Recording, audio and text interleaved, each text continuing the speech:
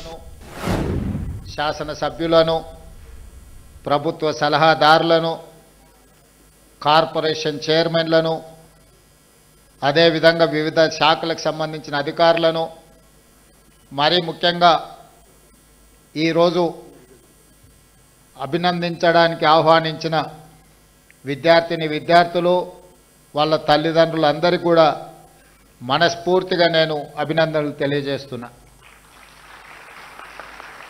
ఈరోజు తెలంగాణ వైతాళికుడు సురవరం ప్రతాప్ రెడ్డి గారి 129వ వర్ధంతి.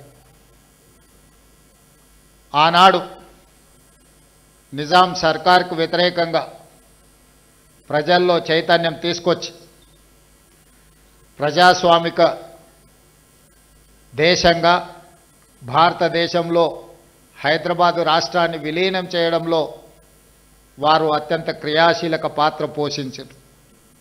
వారి స్ఫూర్తిని కొనసాగించడానికి తెలుగు యూనివర్సిటీకి సురవరం ప్రతాప్ రెడ్డి గారి పేరు పెట్టుకోవడం జరిగింది. అదేవిధంగా నిజాంలు, రజాకర్లను, ఘడీల దొరలను ఎదురించి నిలబడ్డ వీర వనిత చాకలి ఐలమ్మ స్ఫూర్తిగా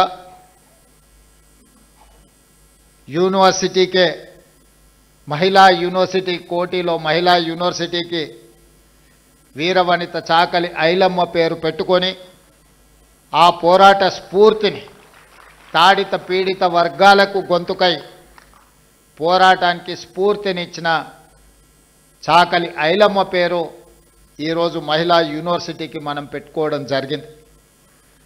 ఇదే కాదు, టెక్స్టైల్ కళాశాలకు సంబంధించి కొత్తగా కేంద్ర ప్రభుత్వం అనుమతి తెచ్చుకోవడమే కాకుండా ఈరోజు దానికి డాక్టర్ కొండా లక్ష్మణ్ బాపూజీ మొదటి తరం తెలంగాణ ఉద్యమంలో తెలంగాణ రాష్ట్ర సాధన కోసం సర్వం త్యాగం చేసిన కొండా లక్ష్మణ్ బాపూజీ గారి పేరును ఈరోజు టెక్స్టైల్ యూనివర్సిటీకి మనం పేరు పెట్టుకోవడం జరిగింది.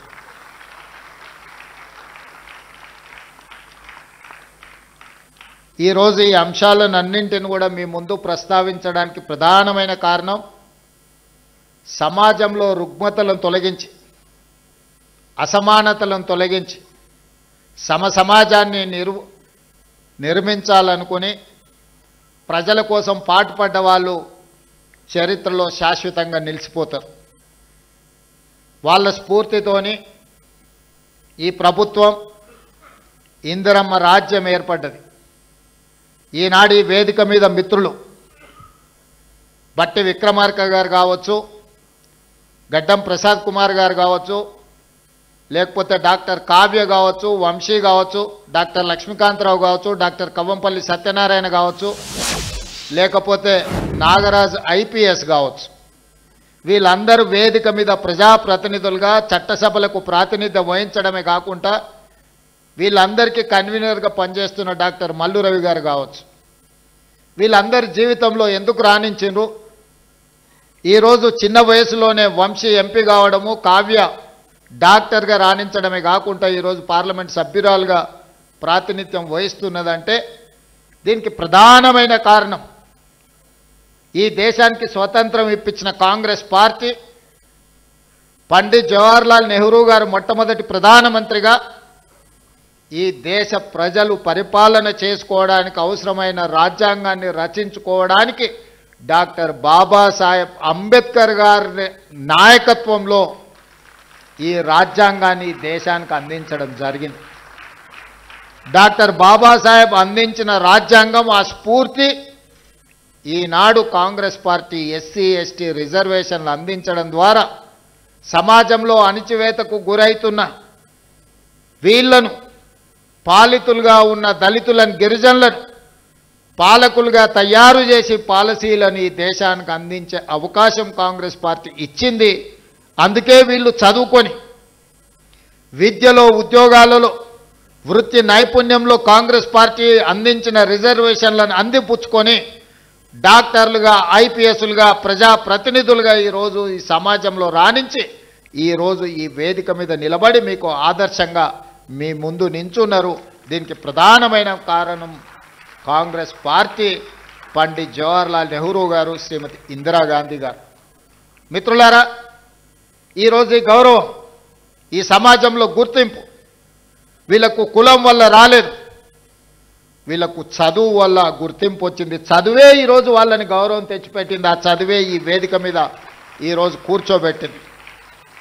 అప్పుడప్పుడు మేము మంచి ఇంగ్లీష్ మాట్లాడాలి ఎవరైనా ఉన్నారా అన్నప్పుడు గడ్డం వినోద్ గారిని నేను చూపిస్తుంటే హెచ్పిఎస్లో బ్రహ్మాండంగా చదువుకొని ఈరోజు మంచి లాంగ్వేజ్ పట్టు ఉన్న ఒక ప్రజాప్రతినిధిగా గడ్డం వినోద్ గారిని మేము చూపిస్తుంటాం. వీటన్నిటికీ కారణం జీవితంలో మొదటి సక్సెస్ చూసిన ఈరోజు ఎస్ఎస్సి కావచ్చు, ఐఐటి కావచ్చు, ఎన్ఐటి కావచ్చు, లేకపోతే నీట్లో రాణించిన ఈ పిల్లలందరికీ ఒక విషయం అర్థం కావాలి, మీరు మా పిల్లలు, ఈ సమాజంలో భాగస్వాములు. రేపు ఈ తెలంగాణ సమాజం పునర్నిర్మించాలంటే, తెలంగాణ సమాజంలో పునర్నిర్మాణంలో మీరు భాగస్వాములు కావాలి. మీరు రాణించాలంటే మీరు చదువులో నైపుణ్యాన్ని ప్రదర్శించాలి. ఈరోజు ఉన్నత శిఖరాలకు మీరు ఎదగాలి అని అంటే చదువు ఒక్కటే మీకు లక్ష్యంగా ఉండాలి అనేదే నా యొక్క సూచన. ఈరోజు మిత్రులారా, మీరందరూ ఆలోచన చేయండి. SC, ST, BC, minority, EWS వర్గాలుగా ఈరోజు సమాజంలో ఉన్న ఎవరికి వాళ్ళకు వేరే వేరే రెసిడెన్షియల్ స్కూళ్ళు పెట్టడం వల్ల ఒక రకమైన ఆత్మ న్యూనతా భావంలో మనం పెరగవలసిన పరిస్థితి వస్తుంది. ఎందుకు ఈ సమాజం మమ్మల్ని దళితులు కదా అని ఒక పక్కన పెట్టిందా, లేకపోతే గిరిజనులని మమ్మల్ని ఇంకొక పక్కన పెట్టిరా, బలైన వర్గాలని మమ్మల్ని చిన్నచూపు చూస్తున్నారా అని మన మనసులో ఎక్కడో ఒక దగ్గర నిగూఢమైన అభద్రతా భావం ఉంటుంది. వీటిని తొలగించాలి అని అంటే మనం అందరం కలిసి చదువుకోవాలి, కలిసి పెరగాలి, కలిసి జీవితాన్ని పంచుకోవాలి. అప్పుడే ఈ ఆత్మన్యూనత భావం పోతుంది. ఈ సమాజ నిర్మాణంలో మీరు భాగస్వాములు అవుతారు అని ఆలోచన చేసి ఈరోజు రాష్ట్ర ప్రభుత్వం young India integrated residential schools అనే ఒక విధానాన్ని తీసుకొచ్చి ఈ దేశానికి ఆదర్శంగా ఉండే విధంగా 25 ఎకరాలలో ఒక కార్పొరేట్ కాలేజీలతో పోటీ పడే విధంగా ఈచ్ స్కూల్కి 200 కోట్ల రూపాయలు కేటాయించి ఈరోజు మీకు ఒక ఇంటర్నేషనల్ స్టాండర్డ్స్ ఎడ్యుకేషన్ని, not only infrastructure, educational qualification కూడా, అక్కడ ఉండే క్వాలిటీ కూడా పెంచాలి అని ఒక లక్ష్యంతో ఈరోజు మేము పనిచేస్తున్నాం. ఈరోజు చాలామంది విమర్శిస్తున్నారు. ఇవాళనే ఒక పత్రికలో చూసిన, ఈ SC, ST, BC, minority, EWS పిల్లలకు 200 కోట్ల రూపాయలు పెట్టి 100 అంటే దాదాపుగా 25,000 కోట్ల రూపాయలు ఖర్చు పెట్టి కట్టాల్సిన అవసరం ఉందా అని ఒక పత్రిక రాసింది, ఒక రాజకీయ పార్టీకి సంబంధించిన పత్రిక. కరెక్టే మీ విధానంలో, ఎందుకంటే మీరు అధికారంలో ఉన్నప్పుడు బర్రెలు, గొర్రెలు, చేపలు, చెప్పులు కుట్టుకోండి అనే స్కీములు మీరు తీసుకొచ్చిండ్రు. ఆనాడు బడుగు బలైన దళిత గిరిజన మైనారిటీ వర్గాలు ఏం చేయాలంటే దళితులు చెప్పులు కుట్టుకోవాలి, బలహీన వర్గాలు చేపలు పట్టుకోవాలి, ట్రైబల్స్ పందులు పెంచుకోవాలని గత ప్రభుత్వంలో స్కీములు వచ్చినాయి. మీరు అందరూ చూడండి, గత 10 సంవత్సరాలలో ఏం చెప్పారు? బర్రెలు, గొర్రెలు ఇస్తాం, చేపలు ఇస్తాం, చెప్పులు కుట్టుకోండి, మీకు స్కీములు ఇస్తామని చెప్పిండ్రు తప్ప మీకు చదువు చెప్తాం, మీకు రాజ్యాధికారం ఇస్తాం, మీ రాజ్యం నిర్మాణంలో మిమ్మల్ని భాగస్వాములను చేస్తామని చెప్పలేదు. మీ చదువుకున్న నిరుద్యోగ యువకులకు పీజీలు, పిహెచ్డీలు చదివి ఇలా చాలామంది పేదోళ్ళు, నేను గ్రామీణ ప్రాంతం నుంచి వచ్చిన, గ్రామీణ పరిస్థితులు ఎట్లుంటాయో క్షుణ్ణంగా అవగాహన ఉన్నవాడిగా చెప్తున్నా. తల్లిదండ్రులు ఉపాధి హామీ కూలికి పోయి ఇళ్లల్లో పాచి పనులు చేసి రూపాయి కూడబెట్టి వాళ్ళ పిల్లల్ని ఉస్మానియా కాకతీయ యూనివర్సిటీలకు పంపించి పీజీలు, పిహెచ్డీలు చదివిస్తే మళ్ళీ చదువుకున్న యాదోల పిల్లగాడు ఊరికెళ్ళి గొర్రెలు పెట్టుకోవాలంట, దళితుల పిల్లలు చెప్పులు కుట్టుకోవాలంటే దీనికోసం ఆ తల్లిదండ్రులు కష్టపడి పీజీ, పిహెచ్డీలు చదివించిందని నేను అడుగుతున్నా. ఎందుకు ఆ 10 సంవత్సరాలలో ఉద్యోగ నోటిఫికేషన్లు ఇవ్వలేదు? ఉద్యోగ నోటిఫికేషన్ల కోసం ఉస్మానియా కాకతీయ యూనివర్సిటీల నుంచి మొదలు పెడితే అశోక్ నగర్ చౌరాస్తా వరకు నోటిఫికేషన్ల కోసం అల్లాడిన పిల్లలు లేరా? తెలంగాణ ఉద్యమంలో ఒక్కరైనా మీ పిల్లలు చచ్చిందా? చచ్చిపోయిన పిల్లలందరూ ఈ పిల్లలే కదా. ఆ పిల్లలు ఉద్యోగాల కోసమే కదా సర్వం త్యాగం చేసింది. తెలంగాణ ఉద్యమంలో ముందు బాగానే నిలబడి పోరాటం చేసింది. వాళ్ళ తల్లిదండ్రులు మా బ్రతుకులు ఎట్లాగూ కూలి నాలి చేసుకొని పల్లెల్లో పేదరికంలో మగ్గిపోయిన మా పిల్లోడు చదువుకుంటే మా జీవితాలు బాగుపడతాయి, దాంతో మా తర్వాతి తరాలు బాగుంటాయన్న ఆలోచనతో చదివిస్తే ఉద్యోగ నోటిఫికేషన్లు ఇవ్వకుండా 10 సంవత్సరాలు వాళ్ళ జీవితాలతో చెలగాటమాడిన వాస్తవం కాదా? ఈరోజు నేను సివిల్ సొసైటీలో పనిచేసే వాళ్ళ తరఫున వాళ్ళు నన్ను కలిసి మాట్లాడినప్పుడు 23-24 సంవత్సరాల యువకుడు పోటీ పరీక్షలకు ప్రిపేర్ అవుదామని హైదరాబాద్కు వస్తే 10 సంవత్సరాలు నోటిఫికేషన్ లేకపోతే వాడి జీవితంలో 23-24 సంవత్సరాల నుంచి 35-36 సంవత్సరాల వరకు జీవితంలో నిలదొక్కుకోకుండా, పెళ్ళి లేకుండా, కుటుంబంతో ఉండకుండా ఈరోజు వాళ్ళ జీవితాలు కాలగర్భంలో కలిసిపోతుంటే ఆ తల్లిదండ్రుల దుఃఖం అనేది కుర్చీలో ఉన్నవాడికి ఉండాలి కదా. మీ కుటుంబంలో పార్లమెంటు కోడిపోతే 6 నెలలు తిరగకముందే ఉద్యోగం ఇచ్చుకున్నారు. మీ బంధువులను ప్రజలు తిరస్కరిస్తే ఎంబడెంబడే నామినేట్ పదవులు ఇచ్చుకున్నారు. మీ పిల్లలకి ఎప్పుడు ఉద్యోగాలు ఉండాలి, మీ పిల్లలకు పెద్ద పెద్ద ఫామ్ హౌజులు ఉండాలి, మీరు ఆగర్భ శ్రీమంతులుగా బెంచ్ కార్లలో తిరగాలి.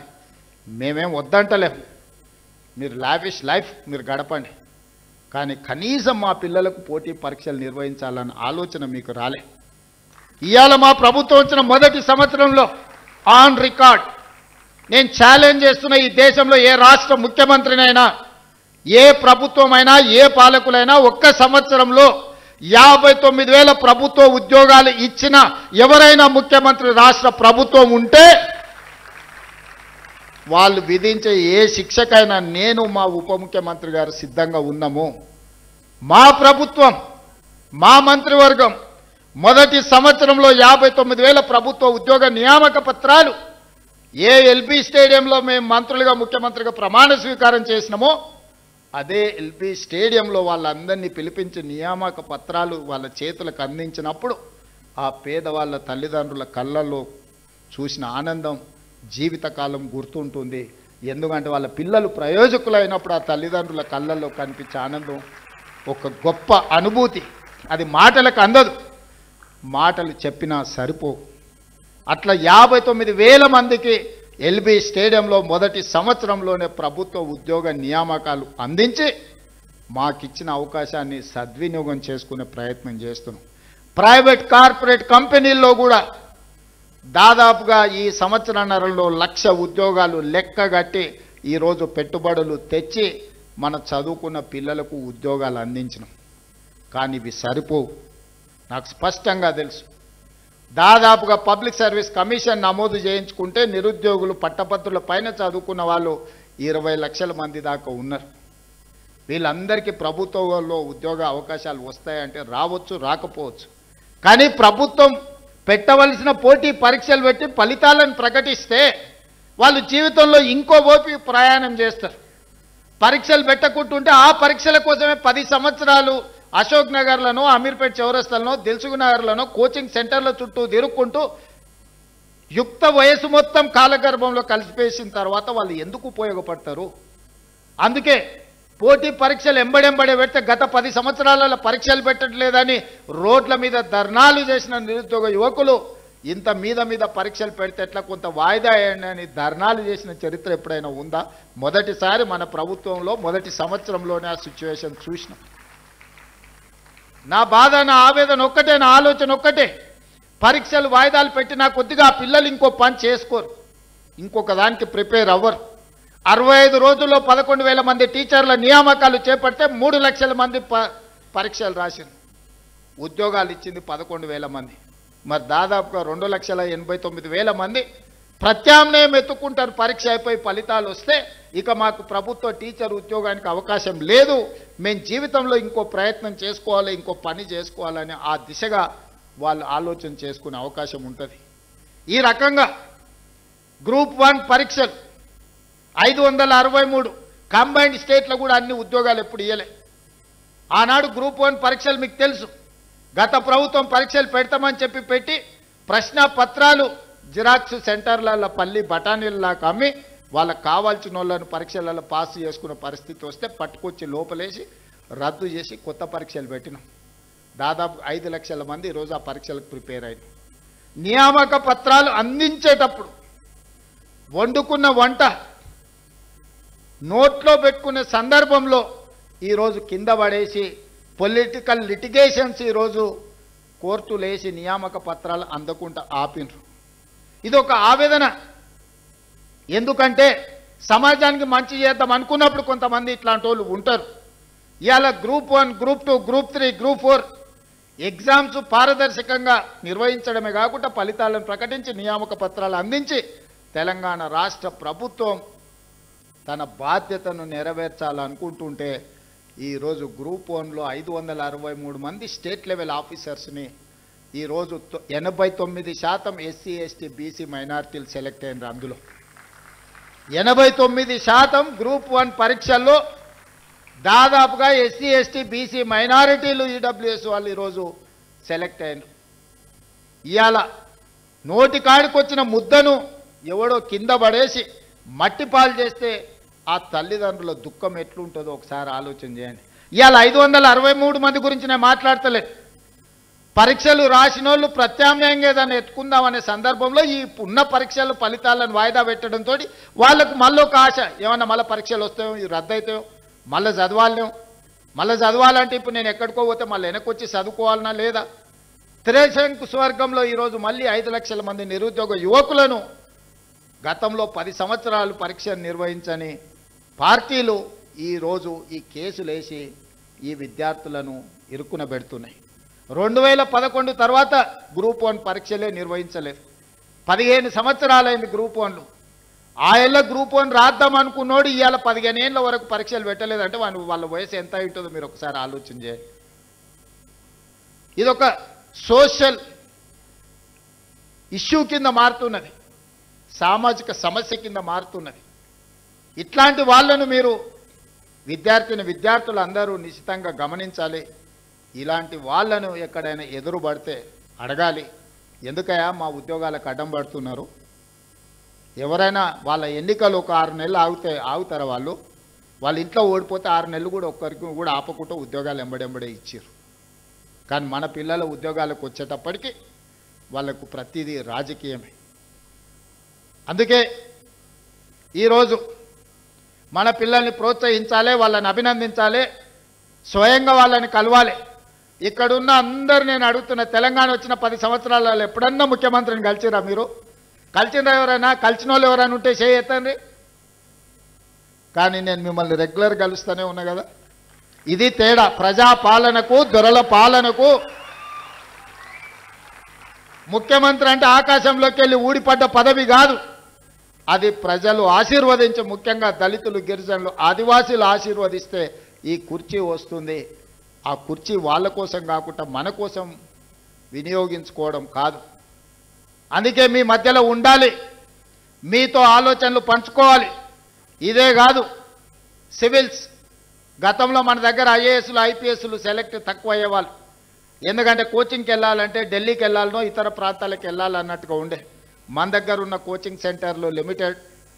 అందుకే బట్టి విక్రమార్క గారితో మాట్లాడి సింగరేణి సంస్థ నుంచి సివిల్స్కు ప్రిలిమ్స్ పాస్ అయినా మెయిన్స్ పాస్ అయినా వాళ్ళ ఫీజుల కోసం ప్రోత్సాహకం అందించాలని రాజీవ్ అభయ హస్తం కింద వాళ్ళకు లక్ష రూపాయలు మొదటి విడత, రెండోసారి ₹1,00,000 ఇస్తే ఈరోజు చాలామంది మన గిరిజనులు, మన బీసీల పిల్లలు ఐఏఎస్లు ఐపీఎస్లు క్లియర్ చేసింది. ఆ పిల్లలు కలవడానికి వచ్చినప్పుడు ఐ ఫెల్ట్ వెరీ హ్యాపీ. ఎందుకంటే అరే మన పిల్లలు సాధించారు. మన రాష్ట్రానికి వచ్చినా రాకపోయినా ఏ రాష్ట్రంలో అయినా ఐఏఎస్లు ఐపీఎస్లుగా వాళ్ళు ఉంటే, కేంద్ర ప్రభుత్వంలో ఉంటే మన రాష్ట్రానికి ఉపయోగం ఉంటుంది. ఇవాళ ఇక్కడికి వచ్చిన పిల్లలందరికీ నా సూచన ఒక్కటే, మీరు జీవితంలో తొలిమెట్టు ఎక్కబోతున్నారు. ఇప్పుడు ఎన్నో అట్రాక్షన్స్ ఉంటాయి, లైఫ్ అంతా కలర్ఫుల్గా కనిపిస్తుంటుంది, రకరకాల ఫ్రెండ్స్ ఉంటారు, అన్ని రకాల వాళ్ళు ఉంటారు. మనం నెక్స్ట్ లెవెల్కి వచ్చినప్పుడు ఇంటర్ నుంచి డిగ్రీయో లేకపోతే ఇంజనీరింగో లేకపోతే డాక్టర్లు పోయినప్పుడు ఇవన్నీ కూడా మనల్ని అట్రాక్ట్ చేస్తుంటాయి. కానీ జీవితంలో 25 సంవత్సరాల వయసు వచ్చే వరకు నిబద్ధతతోని కష్టపడి చదువుకొని కెరీర్లో రాణిస్తే ఆ తర్వాత 40-50 సంవత్సరాలు ఈ సమాజంలో గౌరవంతో బ్రతకొచ్చు. డాక్టర్లుగా, లాయర్లుగా, ఇంజనీర్లుగా, ఐఏఎస్లుగా, ఐపీఎస్లుగా, ఐఎఫ్ఎస్లుగా, ప్రజాప్రతినిధులుగా, ఎమ్మెల్యేలుగా, ఎమ్మెల్సీలుగా, ఎంపీలుగా, మంత్రులుగా, ముఖ్యమంత్రులుగా రాణించడానికి అవకాశం ఉంటుంది మొదటి 25 సంవత్సరాలు కష్టపడితే. ఈ మొదటి 25 సంవత్సరాల 15 సంవత్సరాల నుంచి 25 సంవత్సరాలు అత్యంత కీలకమైన సమయం. ఇప్పుడు మీరున్న వయసు. ఎన్నో రకాల ఊహాలోకాల్లో తిరుగుతుంటాం. ఎన్నో రకాల అట్రాక్షన్స్ మనల్ని అట్రాక్ట్ చేస్తుంటాయి. ఆ అట్రాక్షన్స్లో పడి లైఫ్లో మనము డీవియేట్ చేసి వేరే దారిలోకి పోతే ఆ తర్వాత బతికినంత కాలం దుఃఖంతోనే బతకాలి. 25 ఏళ్ళ లోపల మీరు లైఫ్లో సెటిల్ అయితే మనం 70-75 సంవత్సరాలు ఒకవేళ బతికినాం అంటే 50 సంవత్సరాల ఆత్మగౌరవంతో సమాజం మనల్ని గొప్పగా గౌరవిస్తూ ఉంటుంది. మనం జీవితంలో రాణించవచ్చు. మన తల్లిదండ్రులు మా పిల్లోడు డాక్టర్ అను ఇంజనీర్ అను గర్వంగా గ్రామంలో చెప్పుకుంటే అది ఒక గొప్ప అనుభూతి. కానీ మొదటి 25 సంవత్సరాలు ముఖ్యంగా 15 ఏళ్ళ నుంచి 25 ఏళ్ళ వయసులో తప్పుదారి పడితే ఆ తర్వాత జీవితాంతం తల్లిదండ్రులు కూడా తలదించుకునే పరిస్థితి. మన కన్న తల్లిదండ్రులకు మనం పెరిగిన గ్రామానికి కూడా చెడ్డ పేరు వస్తుంది. ఇవాళ ఇక్కడికి వచ్చిన విద్యార్థులకు కష్టపడండి. మీలో టాలెంట్ ఉంది, మీలో సెల్ఫ్ కాన్ఫిడెన్స్ ఉంది. ఇక్కడ ఉన్న వేదిక మీదకి వచ్చిన పిల్లల్ని చూస్తే మాకు సర్ప్రైజ్. మేము చదువుకుంటాం, మాకు అంత కాన్ఫిడెన్స్ కానీ మాకు అట్లాంటి అవకాశం కానీ ఎప్పుడు రాలే. నేను కూడా మొత్తం గవర్నమెంట్ స్కూళ్ళలోనే చదువుకుంటూ వచ్చిన ఇంటర్మీడియట్ వరకు. మాకెప్పుడు ఇట్లా మంత్రులను ముఖ్యమంత్రులను కలిసి లేకపోతే మేము మా లైఫ్లో మా ఎడ్యుకేషన్లో మేము సక్సెస్ చూసినాం అని మమ్మల్ని ఎవరు పిలిచిన వాళ్ళు కానీ అభినందించిన వాళ్ళు కానీ షేక్ హ్యాండ్ ఇచ్చిన వాళ్ళు కానీ లేరు. కానీ ఈరోజు మీ సెల్ఫ్ కాన్ఫిడెన్స్ పిల్లల్ని ఒకరొకరిని చూస్తుంటే నాకు నిజంగా చాలా సంతోషం అనిపించింది. మా పిల్లలు ఖచ్చితంగా రాణించగలుగుతారు. వాళ్ళ తల్లిదండ్రులకు వాళ్ళ పుట్టిన ఊరికే కాదు ఈ రాష్ట్రానికి కూడా ఒక గొప్ప పేరు తీసుకొస్తారు. ఈ రాష్ట్ర పునర్నిర్మాణంలోనే కాదు ఈ దేశానికే ఒక గొప్ప నాయకత్వాన్ని అందించే గొప్ప వ్యక్తులు మీరు అవుతారని నాకు సంపూర్ణమైన విశ్వాసం ఉంది. ఇవాళ ప్రభుత్వ పాఠశాలలో 29,533 ప్రభుత్వ పాఠశాలలు ఉన్నాయి. అందులో మనకు 26,41,536 మంది విద్యార్థులు చదువుకుంటారు. కానీ ప్రైవేట్లో 11,217 స్కూళ్ళు ఉంటే 36,87,752 మంది స్టూడెంట్స్ ఉన్నారు. మరి నేను ఒకటే అడుగుతున్నా ఈ వేదిక మీద నుంచి మా సిబ్బందిని కానీ ప్రజాప్రతినిధులు కానీ ఇక్కడికి వచ్చిన విద్యార్థులు ప్రైవేట్లో 11,000 స్కూళ్ళల్లో 36 లక్షల మంది చదివితే గవర్నమెంట్లో 26,000 స్కూళ్ళల్లో 24 లక్షల మంది చదువుకుంటున్నారు. ఎక్కడో మనం ఇంకా మన విశ్వాసాన్ని పెంపొందించుకోవాల్సిన అవసరం ఉంది. నమ్మకం కలిగించాలి. ఈరోజు పేదలకు సంపూర్ణమైన విశ్వాసం ప్రభుత్వ పాఠశాలల్లో రెసిడెన్షియల్స్ కావచ్చు, కస్తూర్బా కావచ్చు, అంగన్వాడీ కావచ్చు, పునాదులు పడాలి. ఈరోజు దాన్ని తీర్చిదిద్దాలి అని ఈరోజు మా ప్రభుత్వం నిర్ణయం తీసుకున్నది. ఒక్క 2-3 విషయాలు ఇక్కడ ఉన్న విద్యార్థులకు చెప్పదలుచుకున్నాం. 100 సంవత్సరాల తర్వాత ఉస్మానియా యూనివర్సిటీ 100 ఏళ్ళ చరిత్ర కలిగిన యూనివర్సిటీ. 100 ఏళ్ళలో ఒక్క దళితుడు కూడా వైస్ ఛాన్సలర్ కాలే. ఈరోజు ఒక దళితుడిని ఈరోజు వైస్ ఛాన్సలర్గా మన ప్రభుత్వం నియమించింది. ఈరోజు arts college principal professor Kasif మా ఊరివాడు ఈరోజు ఆర్ట్స్ కాలేజ్కి ప్రిన్సిపాల్ అండ్ మెరిట్తో చదువుకుంది. ఇవాళ అంబేద్కర్ యూనివర్సిటీకి డాక్టర్ గంటా చక్రపాణి ప్రొఫెసర్ చక్రపాణి ఈరోజు వైస్ ఛాన్సలర్గా ఉన్నాడు. ఇవాళ రాజీవ్ గాంధీ IIIT మీరు చదువుకోబోయేదానికి గోవర్ధన్ ఈరోజు మీకు వైస్ ఛాన్సలర్గా ఉన్నాడు.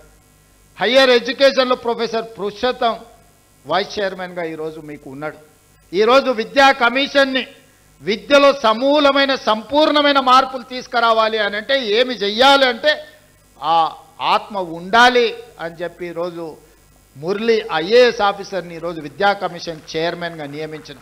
ఈరోజు ఎలక్షన్ కమిషన్కి రాని కుమిదిని ఈరోజు మనం నియమించినాం. ఈరోజు అసెంబ్లీ స్పీకర్ గడ్డం ప్రసాద్ గారు ఉన్నారు. ఇంతమందికి ఎప్పుడైనా ఈ దళిత బిడ్డలకి ఇన్ని అవకాశాలు వచ్చినాయా?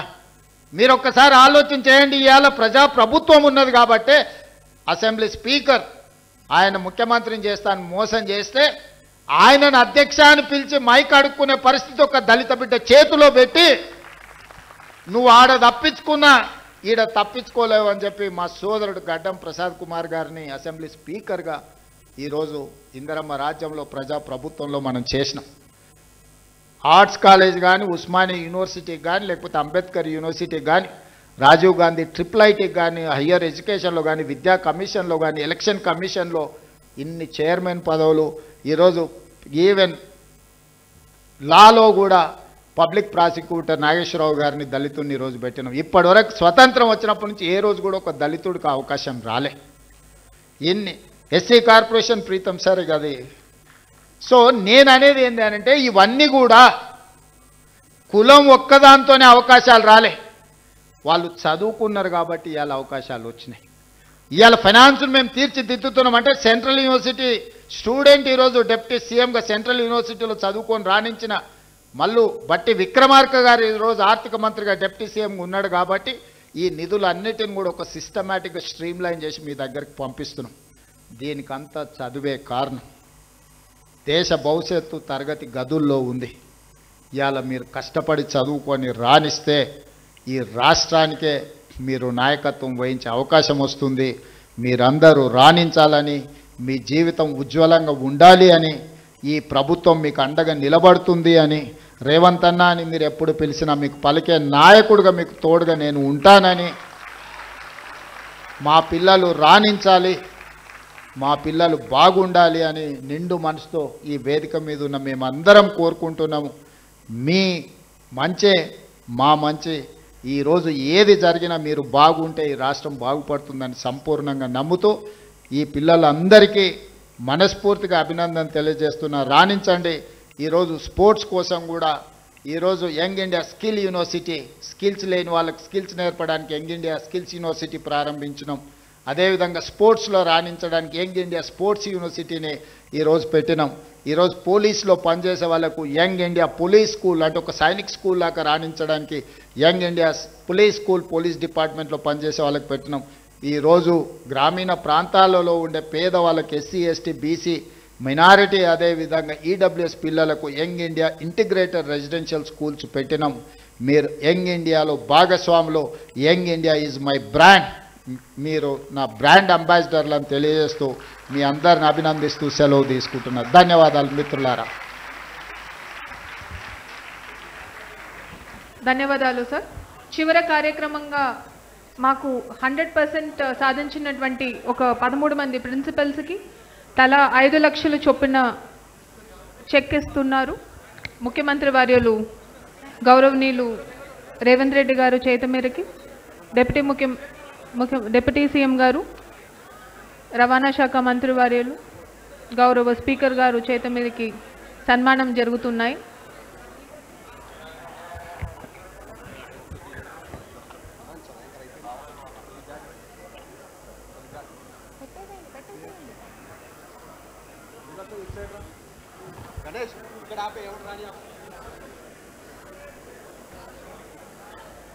గౌరవ శాసనసభ స్పీకర్ గారు గడ్డం ప్రసాద్ కుమార్ గారు, గౌరవ ముఖ్యమంత్రి గారు అనుమల రేవంత్ రెడ్డి గారు, గౌరవ ఉప ముఖ్యమంత్రి వర్యులు బట్టి విక్రమార్క గారు, అదేవిధంగా రవాణా శాఖ మరియు బీసీ సంక్షేమ శాఖ మంత్రివర్యులు పొన్నం ప్రభాకర్ గారు, ప్రభుత్వ గౌరవ సలహాదారులు, గౌరవ పార్లమెంట్ సభ్యులు, గౌరవ శాసన మండలి సభ్యులు, గౌరవ శాసన సభ్యులు, గౌరవ chairman SC corporation minority corporation, అదేవిధంగా గౌరవ జాతీయ రాష్ట్ర SC ST commission members, secretary department of schedule caste Sridhar గారు, వేదిక మీద వేదిక ముందు ఉన్నటువంటి ప్రముఖులు, మా